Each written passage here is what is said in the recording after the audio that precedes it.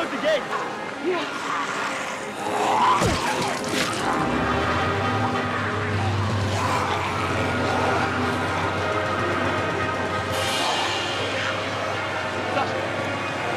She's got it. I need your help here.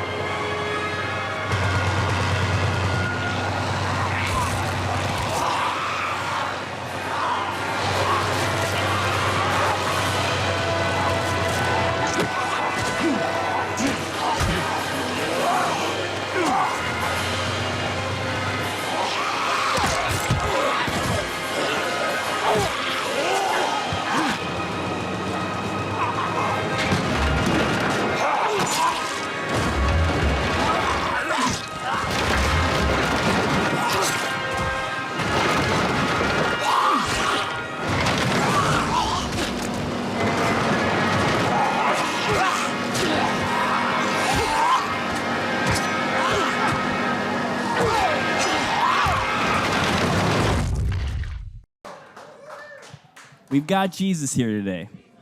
Hi. The man, Jesus. I can't believe it. Tom, like, you got the beard, you got the hair. What's it like being Jesus? In the show or in real life? Well, also you're walking around on the street and you got the look. It's really odd. I was just getting on a plane back from Atlanta a few days ago, and the woman checking my bag was like, "Oh, Jesus," and she doesn't watch the show. And I was like, "Oh, wow, okay." Even if you don't watch the show, like, so I have to ascertain, like, whenever anyone says that to me in the street, I'm like, do I just say, "Oh yeah," like the Bible, or "Oh yeah," like The Walking Dead? Like, it's a whole new thing for me. Now, what was the audition process like? Did you have to turn water into wine, or how did you become Jesus? It was very quick, actually, for me. I was in England at the time. I live in LA, but I was there at the time, and I had the sides through the pages, and it was actually a special scene written completely outside of the show, fake character name, no indication of what the character would be. And the brief from my agent was, "Oh, this is a character on The Walking Dead," and I was like, "Oh, that seems pretty fun. I'd like to do The Walking Dead. That'd be cool." And I sent the tape off on a Wednesday and got cast on a Friday, and was on a plane on a Saturday. And that Friday night at like midnight in London, my agent was like, "Oh, we think it might be this guy from the comic books." And I was like, "Oh, wow, okay, that guy's kind of a big deal." Yeah. And it was just a bit of a whirlwind. I was on set in Atlanta the following week, and so I didn't really have time to catch up on the comic books or or even the show at that point. So I just went by what was in the script in front of me and took the direction from Kari Skogland, who directed my first episode, and Scott Gimple, the showrunner. And yeah, I was actually on edge until the first episode aired about how it was going to go down with the fans, and then he seemed to go down really well, which was a big relief for me. Yeah, Jesus is a huge character in the comics, and actually one of your first scenes is pretty crazy because you're there and Andrew Lincoln is naked in front of you. So, yeah. what was filming that like? And a lot of people wanted Rick and Michonne to get together for a while, and then Jesus shows up. Is this something just God shows wanted? up and it happens. Yeah, that was because I was so caught up in my first episode at that time, and everything was a bit crazy. And honestly, in that scene, which is so fun that's the end of the episode, and there was a fun thing to film actually. But at the same time, I was honestly more worried that Denai was going to poke me in the face with her sword. That I wasn't looking anywhere else apart from, because they jump out of bed and she grabs the sword and it's like this, and honestly that's all I was looking at that point, was trying not to be blinded by Denai's sword. So that's important. Yeah. And you've worked with Andrew Lincoln before. Yeah. I imagine he was probably less naked. Yeah, he was definitely, yeah. So how did that go? That was really fun seeing Andy again. We're from the same city in England, Bath, and we were in the same drama group, like after-school drama group. I mean, he's a few years older than me, so the only time I saw him there was when he came back and did a benefit when I was like 14. There's actually a photo of us in the local paper, which is kind of fun, which my mum dug out and sent to me. And then years after that, we did Wuthering Heights together, where he played my uncle. And then a few years later, we're on Walking Dead together. So it was a nice kind of reunion. That's pretty awesome. Now, something you obviously want in a Lord and Savior is good fighting skills. Jesus has those. How'd you get those fighting skills, man? I trained for I guess almost 3 months before we came back to shoot this season. And actually I had more time because I didn't come back until episode 5, which was great. So I had a ton of time to keep practicing. I hooked up with this great trainer in LA called Stephen Ho, who had trained Lenny for his stick fighting. And we did twice a week, and then I was also going to a boxing gym. It was really important for me to do that, first of all, because I want to be the guy doing it on the show. Right. Also, it's kind of handy for me to keep fit in my own personal life. But I knew that it was really, really important for the character. And I realized how passionate the fan base is and how much they care about the characters. So I really wanted to do everything that I could before I came back to make sure I honored the character. So you have these great skills now. Yeah, I'm just ninja master now. Negan has this baseball bat. We got to ask, Jesus versus Negan, one-on-one, who's going to win? Well, that happens in the comic books, and he gets around him. It was kind of interesting as well, because in the comic books, Jesus is a bigger guy than me. Right. He's actually quite tall.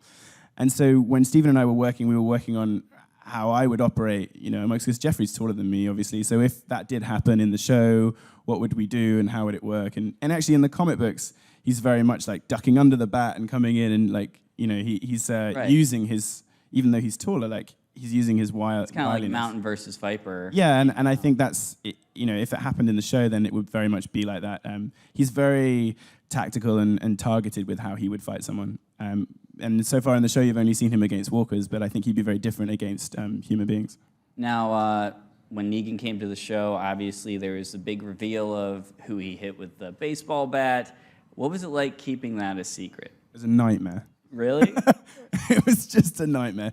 Because you get asked all the time. Yeah. And it's not even worth joking about anything, or because people will just stare into your eyes and just go through lists of names. And I kind of had a bit of a get out clause, because I could say, which was true, that Jesus wasn't there, so Jesus doesn't know.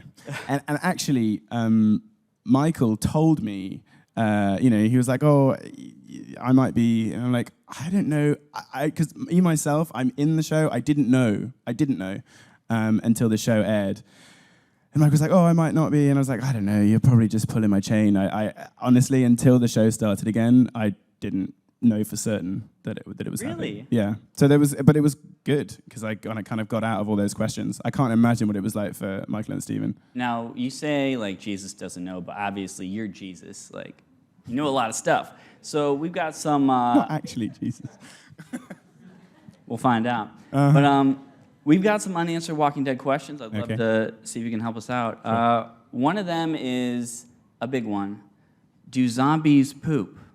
I don't think so, because they don't. Or maybe they do, but maybe not out of where we do. Maybe it falls out somewhere else. Wow, Exclusive. That's disgusting for this time of day. Exclusive right here. Another one is fans have been kind of speculating that Daryl, I don't know if you've heard this, I know you're active on social media, but Daryl was kind of giving Morse code to Rick Grimes. And have you heard about this? And what are your thoughts on this? It's amazing. It's another aspect of the show, because there are definitely things that the creators put in there, little Easter eggs and stuff, and it encourages the audience to look for stuff as well. I think Scott Gimple spoke about that the other day, and he was saying, I'd love to live in a world where Daryl has learnt Morse code and sat and watched that thing, and maybe he has, who knows? And it's nice to keep up those mysteries in the show. But I think that's kind of an inspired one. Yeah, for sure. Well, what's been maybe the craziest thing, since you're active on social media, that you've seen fans speculate about or guess at? The craziest thing. Honestly, people have speculated about everything. This episode, they were speculating about Jesus and Sasha being a thing. And at one point, it was Maggie and Sasha being a thing. And then it's been Daryl and Jesus being a thing. It's everyone is desperate to match Jesus up with someone. Shippers, man. Which is, but that's a whole new thing for me as well. I didn't realize that. The show, outside of the show, the fan base is so strong. It goes in so many different directions, and you just can't really prepare for it or know what to expect. And it really is its own unique thing. So whenever, when you first join the show, a lot of the other actors on the show rather ominously say to you, welcome to The Walking Dead. And you're like, oh, thanks, great, it's a great job. I'm really happy to be here.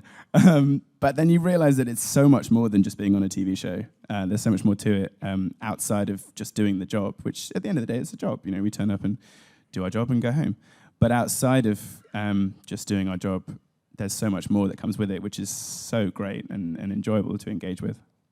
You said fans are speculating about like Sasha and Jesus, but in the comic, Jesus is actually a gay character. We haven't really seen that in the show, but thoughts on if that storyline would come up and if that's something we could possibly see?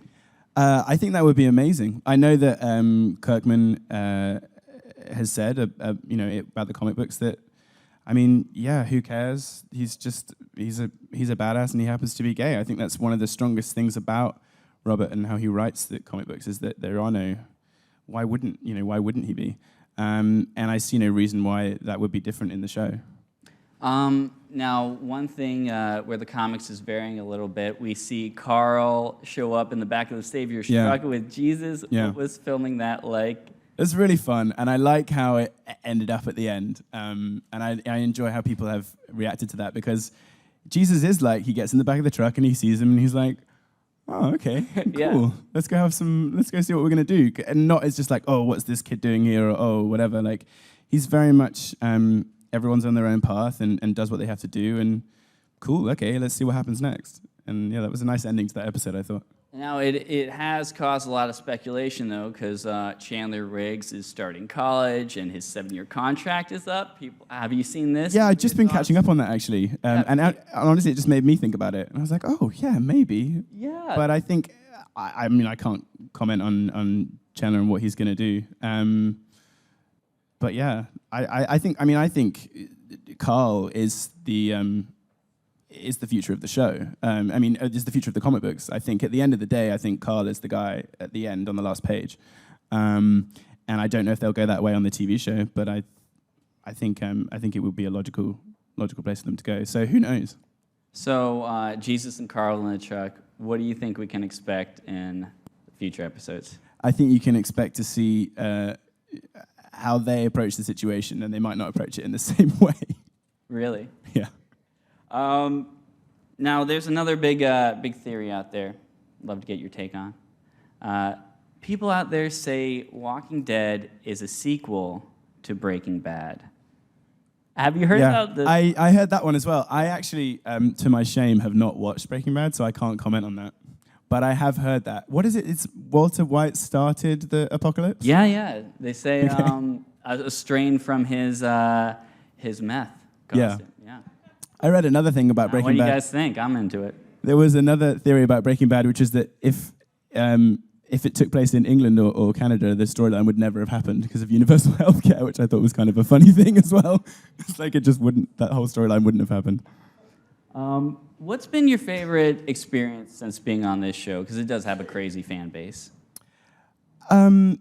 Craziest experience is, the whole not knowing if people are referring to me as Jesus from the Bible or Jesus from The Walking Dead when they meet me nowadays. But I think one of the best things about this job is what I was talking about before, is the outside experience of it, which is meeting the fans and being able to give smiles to people. Is just so awesome, like to make someone's day just by saying hi or giving them a hug or shaking their hand or signing an autograph or. And I've seen, like, people who, have learning disabilities or don't have the best start in life, and just to be able to inspire and lift people up just by virtue of saying hi and just having a conversation with someone it's an aspect of the job which I didn't really expect to happen to me, and to be on this show which has such a special family atmosphere and be able to share that with people. And it really is like, we're not like, everyone on the show is the same. We're not like these TV stars who are off on this pedestal. Like, everyone is so approachable and nice and willing to talk. And it's one of the best aspects of the show, I think. The Walking Dead family is like a real thing. What's really something behind the scenes that fans might not know about? Like even interacting with the zombies? One of the hardest things interacting with the zombies is killing the zombies, because you have a fake knife, pretty much. You have a knife without a blade, and it has like fluorescent tape on the end for the special effects guys to help out. And it's a strange thing because you have to land it in the right spot, and like it has to stick, so it has to like not slide or anything, and then it has to come back out again, so that it's like a very obvious thing. All the while, you don't want to hurt the person because it's a real person that you're doing it to, and I don't want to like jab him in the head too hard, and it's actually really stressful. So you're like fighting, you're in this big action sequence, and then you have to have this crazy precision. And some people are actually really good at it, like straight off. It definitely took me a bit more practice to work out how to do that, and to make it look really good, and at the same time make it work for the special effects guys. There's a shot in that whole sequence where I do this big swipe, and the special effects guys made it like a slice through the zombie's face because it didn't quite work as what it was meant to be. So they save you sometimes in the show as well with what they do with your screw-ups. but it looked cool. So. Have you been surprised about anything then that's shown up on the show that maybe didn't necessarily happen while you were filming it? I don't think so. It's always an odd thing because there will be stuff that isn't used sometimes as well for various reasons. Like at the beginning of this episode, there was like a slight montage at the beginning of me bringing extra stuff in to Maggie while she was sleeping and coming in and out. But then when you put everything together in the edit, you realize that the narrative doesn't need those things. It can be strong enough with the dialogue. So in that first scene that you see me in when I bring the flowers and Sasha says he brought the other ones too, and so you don't necessarily need that montage of scenes. And at the beginning of the episode, it is more about Maggie and the focus on her, which is what we started on. So sometimes you're like, oh, we shot this stuff and it's not in there, but then you understand that it's about the greater narrative and not you being on screen.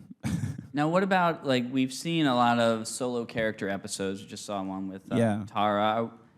Background of Jesus is a little unknown in the comics, but could we be seeing maybe Jesus solo episodes? That would be really cool. Meet Jesus in our lives. Yeah, I'd love to do. I mean, obviously everyone would like their own bottle episode, right. But at the same time, I think that would be really interesting. I think in the comics, it works for him to be a little bit more woolly, and it means that you can still bring that character forward, so they could still reveal more stuff about his past in the comic books. There are other characters in the show which have definitely been fleshed out more from the comic books, and you've found out a bit more about them. And Jesus there's not much that you know about him right now, but he definitely approaches the world in a different way to a lot of the other characters, and he's not quite as damaged by the world. But then that might be because he's just approached it in a slightly different way, which we hopefully will develop in the future. Now, we don't know a lot about Jesus' backstory, but do you, as an actor, know more about this character? Yeah, Scott and I spoke about it last year, and it can also be changing a little bit, but we definitely have some solid ideas about his background and how he became the character that he is in the show today, yeah. Hair and the beard man, are you going to keep it? Yeah. I think this is, for as long as they'll have me, I think this is, because honestly, I don't want to wear extensions again, and I don't want to wear a fake beard again, because it's a complete nightmare. So I just grew it all out, and I actually, when I went back on the show this year, my beard was like 2 or 3 times the length it is now, because I was so desperate. I'm like, and then we cut it like way back, which was nice actually, because it's a bit of a pain when it's too long. So we've seen the show kind of since the first episode this season take a really dark tone. Yeah. How does it go on from here? Well, I obviously can't tell you too much. But, they're introducing the new communities into the show, and that must be for, some kind of narrative payoff at some point, you would think. What I think is interesting about the show, and especially at this point right now, is that everyone is taking a different kind of reaction to what's happened. So you saw last night, and Rosita is just wants to know because she wants to get out there and do what she can. And in our episode, you saw Sasha sharpening her knife and wanting me to go on a mission. And so there's lots of different approaches. And is the group going to stick together? Are some people going to go off on their own? Who knows? And what effects will that have in the future? Yeah. I mean, what do you think fans can expect the rest of the season? We have mid-season finale coming up soon. Yeah. Big moments. I can't tell you anything. I'm literally I'm so used to dancing circles now. I'm like, What can I say? What can't I say? I mean, you can expect the story to go on a bit. And, things will tie themselves together and other things will happen. I mean, right now, Jesus and Carl are on their way to the sanctuary. Like, how will that end up? What will go on with that? I'm interested to see how that goes down as well, actually. Oh, very, very cool. And now, what about some other things for you coming up? What are you planning on doing? Resting. Oh, yeah? We just had a nice Thanksgiving, and now it's Christmas, and then my family are coming over for Christmas in LA, which is going to be really nice. And I think just seeing how this season goes down, and like I said, I don't think if I did something else, then I'd have to do something like braid my hair or like to try and make myself look really different. And like I said, I'm happy being Jesus right now, to be honest. Now, I think we have some fan questions out in the audience. Is this one right here? Hi. Hi. So about 2 episodes ago, we got to see you team up with Sasha. Mm-hmm. So I was wondering if Jesus could team up with anybody else and go out on a mission, who would he team up with? Well, I don't know, because Jesus, he likes working with people, but he's kind of a bit of a loner. So I don't think he ever really thinks about it. Like, he wouldn't be like, oh, I'd like to go on a mission with that person. I don't think him and Daryl would work too well together at this point, at this moment in the storyline. I'm not sure that would work out. I actually think, like, right now, I think he realized in the back of the truck, he's like, oh, this could be interesting, like, me and Carl, because Carl has that. I think Jesus is quite open to situations, and Carl is as well. He has that, like, youthful, well, I'm going to go and do this, and let's see what happens. And Jesus is kind of the same. He's like, hey, we're just, like, boys' adventure. Let's go see what happens. So I think that team-up is actually quite a good one. Thank you. Another one right here. Hi, how are you? Hi. I love your top. That's really cool. Oh, thank you. So you're part of such an incredible fandom, and my question for you is, if you could be part of another fandom, or maybe actually realistically start working with another big show like this, which one would it be and why?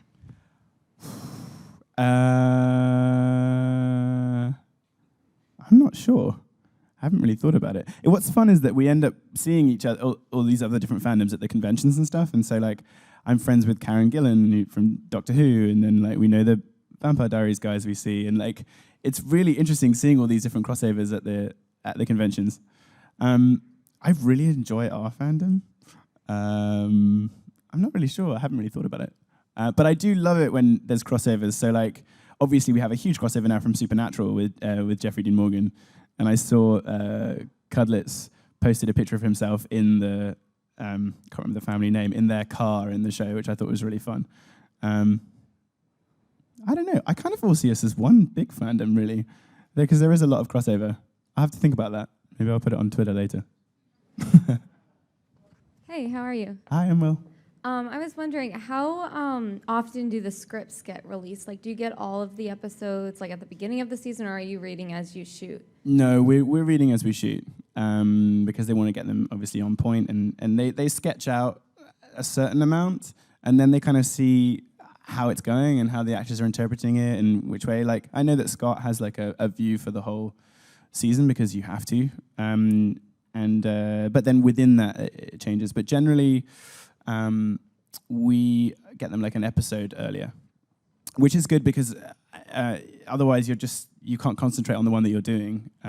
Even getting them earlier than the day before we start is a lot, because you're trying to concentrate on what you're shooting at that moment, but then you'll get another script and you'll be like, oh, I'm doing that cool thing then, but okay, I've got to concentrate on this right now.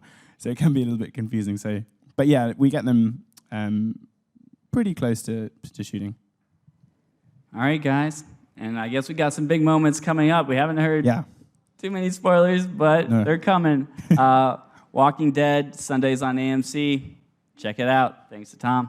Thank you very much, guys.